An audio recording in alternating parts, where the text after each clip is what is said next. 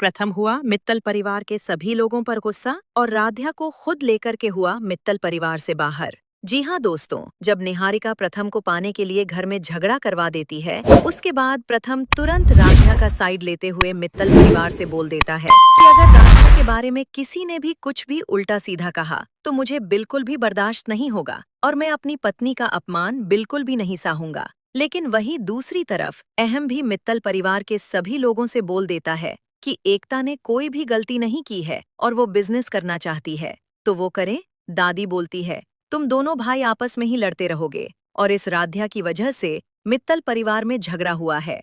लेकिन इस राध्या को बिल्कुल भी समझ में नहीं आ रहा है। वहीं दूसरी तरफ निहारिका का प्लान पूरे तरीके से फेल हो जाता है और मित्तल परिवार से प्रथम और राध्या अलग हो जाते हैं और निहारिका दादी के साइड चली जाती है, जिससे कि प्रथम से वो दूर हो जाती है। हालांकि दोस्तों, वीडियो में आगे बढ़ने से पहले अगर आप लोगों ने अभी तक इस वीडियो को लाइक करके चैनल को सब्सक्राइब नहीं किया तो अभी के अभी कर दें। आज देख लेते हैं प्रथम और राध्या के लिए कितने लोग इस वीडियो को लाइक करके चैनल को सब्सक्राइब करते हैं।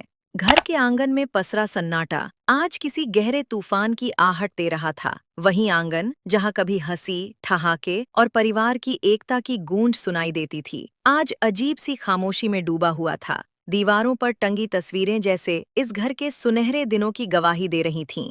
लेकिन आज उन तस्वीरों के सामने खड़े लोग खुद को अजनबी महसूस कर रहे थे। मित्तल हाउस, जिसे लोग मिसाल के तौर पर लिया करते थे, आज अपने ही रिश्तों की दरारों से कांप रहा था। घर के बीचों बीच खड़े प्रथम और अहम के बीच जो दूरी पैदा हो गई थी, वो सिर्फ दो भाइयों के बीच का झगड़ा नहीं था, बल्कि पूरे परिवार की जड़ों को हिला देने वाला तूफान बन चुका था। अहम का चेहरा गुस्से से लाल हो चुका था, उसकी सांसें तेज चल रही थीं और आंखों में भरा हुआ आक्रोश साफ दिखाई देकर प्रथम का कॉलर पकड़ लिया। ये दृश्य इतना अचानक था कि वहां मौजूद हर शख्स जैसे पत्थर का बन गया। अहम की आवाज पूरे आंगन में गूंज उठी, सब तुम्हारी वजह से हुआ है। तुम्हारी और तुम्हारी पत्नी की वजह से ही आज मेरे घर की इज्जत मिट्टी में मिल गई। तुम दोनों ने मिलकर एकता का सच सबके सामने ला दिया। अगर तुम लोग बीच में ना आते तो आज ये तमाशा कभी नहीं होता। उसकी आवाज में सिर्फ गुस्सा नहीं था, बल्कि टूटा हुआ विश्वास भी था। ऐसा लग रहा था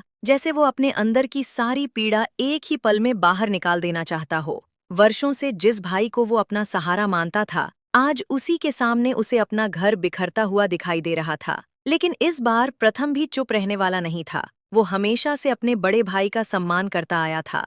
हर फैसले में अहम को आगे रखा, हर मुश्किल में उसके साथ खड़ा रहा। मगर आज बात सिर्फ आरोपों की नहीं थी, बल्कि सच और झूठ की थी। प्रथम ने धीरे से अहम का हाथ हटाया, लेकिन अगले ही पल उसने भी अहम का कॉलर पकड़ लिया। उसकी आंखों में आंसू थे, लेकिन आवाज में मजबूती थी। बस कीजिए भैया, उसने लगभग चीखते हुए कहा। कब से आप राध्या को दोष दे रहे हैं? राध्या की इसमें जरा भी गलती नहीं है।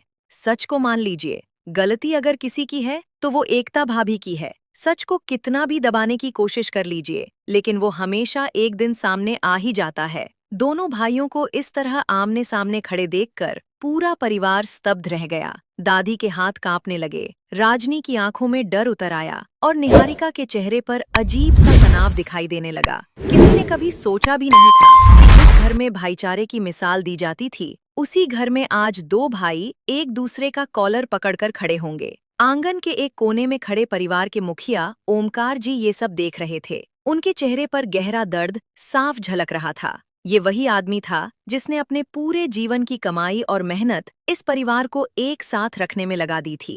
आज वही परिवार उनकी आंखों के सामने बिखरता हुआ दिखाई दे रहा था। उनकी आंखों में आंसू भर आए। उन्होंने कांपती हुई आवाज में कहा, बस करो तुम दोनों, क्या इस घर को अखाड़ा बना दोगे? ये वही घर है जहां तुम दोनों ने साथ खेलते हुए बचपन बिताया है। आज उसी आंगन में तुम एक दूसरे से लड़ रहे हो। लेकिन उस पल दोनों भाइयों के कानों में जैसे किसी की आवाज पहुंच ही नहीं रही थी। अहम का गुस्सा और प्रथम का आक्रोश दोनों ही अपने चरम पर थे। यहाँ की परंपराएं और नियम पीढ़ियों से चले आ रहे हैं और कोई भी बहू इन नियमों को तोड़कर इस घर की मर्यादा को दांव पर नहीं लगा सकती। ओमकार ने भी सख्त आवाज में कहा कि अगर एकता ने सच में छुपकर बिजनेस किया है तो यह इस परिवार के भरोसे के साथ बहुत बड़ा धोखा है। लेकिन अहम यह सब सुनने को तैयार ही नहीं था। वह बार बार यही कह रहा था कि एकता ने कुछ गलत नहीं किया और अगर परिवार उसे गलत ठहराएगा तो वह यह बिल्कुल बर्दाश्त नहीं करेगा। इसी बीच माहौल इतना गर्मा गया कि प्रथम और अहम के बीच जोरदार बहस शुरू हो गई। दोनों भाई एक दूसरे के सामने खड़े थे